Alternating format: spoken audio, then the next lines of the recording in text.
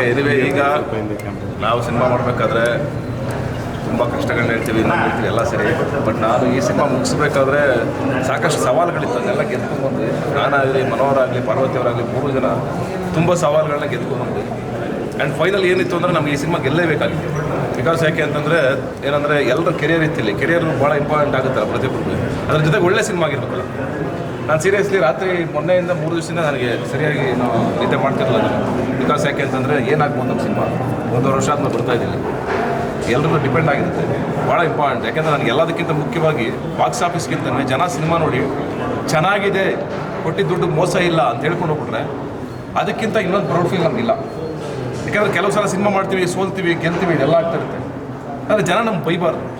ಇವತ್ತು ಕ್ಲೈಮ್ಯಾಕ್ಸಲ್ಲಿ ವಿಜುವಲ್ ಹಾಕಬೇಕಾದ್ರೆ ನಾನು ತುಂಬ ಎಮೋಷ್ನಲ್ ಆಗಿತ್ತು ಅಂತ ಹೇಳ್ಬೇಕಾದ್ರೆ ಆ ಸಣ್ಣ ಹುಡುಗನ ಮಾತಲ್ಲಿ ಅವ್ನು ಬಂದು ಏನೋ ನಿಮ್ಮ ಕಣ್ಣು ನೋಡಿದ್ರೆ ಸ್ಕೇರಿ ಆಗುತ್ತೆ ಅಂತಂದರೆ ಖುಷಿ ಆಗ್ತಾ ಇದೆ. ಆ್ಯಂಡ್ ನನ್ನ ಪ್ರಕಾರ ಈ ಸಿನಿಮಾ ಸೂಪರ್ ಹಿಟ್ ಆಗುತ್ತೆ. ಯಾಕೆಂದರೆ ಸಖತ್ತಾಗಿ ಬಂದಿದೆ. ಸೆಕೆಂಡ್ ಹಾಫ್ ಅಂತೂ ಎಸ್ಪೆಷಲಿ ನಾನು ಸೆಕೆಂಡ್ ಹಾಫ್ ಬಗ್ಗೆ ಆ್ಯಕ್ಚುಲಿ ಫಸ್ಟ್ ಹಾಫ್ ನಮಗೆ ಭಾಳ ಇಷ್ಟ ಆಗಿತ್ತು ಫಸ್ಟ್ ನೋಡಬೇಕಾದ್ರೆ.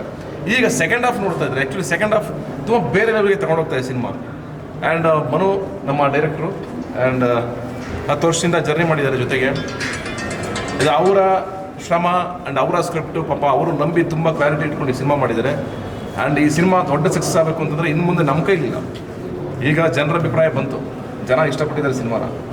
ಇನ್ನು ನೀವು ಈ ಸಿನಿಮಾನ ತಲುಪಿಸಿ ಆ್ಯಂಡ್ ಕನ್ನಡ ಸಿನಿಮಾ ಒಂದು ಗೆದ್ದರೆ ಇನ್ನೊಂದು 10 ಸಿನಿಮಾಗಳು ಗೆಲ್ತವೆ ಅಂತ ಹೇಳೋಕ್ಕೆ ಖುಷಿ ಆಗುತ್ತೆ. ಆ್ಯಂಡ್ ಸಿನಿಮಾ ನೋಡಬೇಕಾದ್ರೆ ನಾನೇ ಸಾಕಷ್ಟು ಕಡೆ ಎಮೋಷ್ನಲ್ ಆದೆ ಆ್ಯಂಡ್ ಭಯ ಹುಡ್ಸುತ್ತೆ.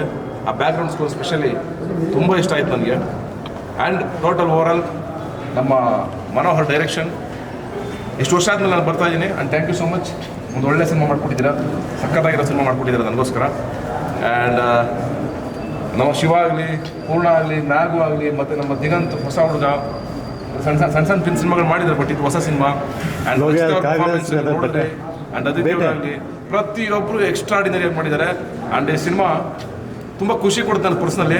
ಮನಸಾರೆ ಸಖತ್ ಇಷ್ಟ ಆಯಿತು. Second half especially second half ನೀವು ನೋಡಲೇಬೇಕು, ಲಾಸ್ಟ್ ರೈಟ್ ಅಲ್ಲಿವರೆಗೂ ಕಾಯಲೇಬೇಕು, ಆ ಮಜಾ ಸಿಗ್ಬೇಕು ನಿಮಗೆ. ಅಂದರೆ ಐ ಹೋಪ್ ಆ ಎಂಟ್ರಿ ಕೊಡ್ತಿದ್ದಂಗೆ ಎಲ್ಲ ವಿಷಲ್ ಹಾಕಿದ್ರು ಗೊತ್ತಾ ಥಿಯೇಟ್ರ್ ಒಳಗೆ.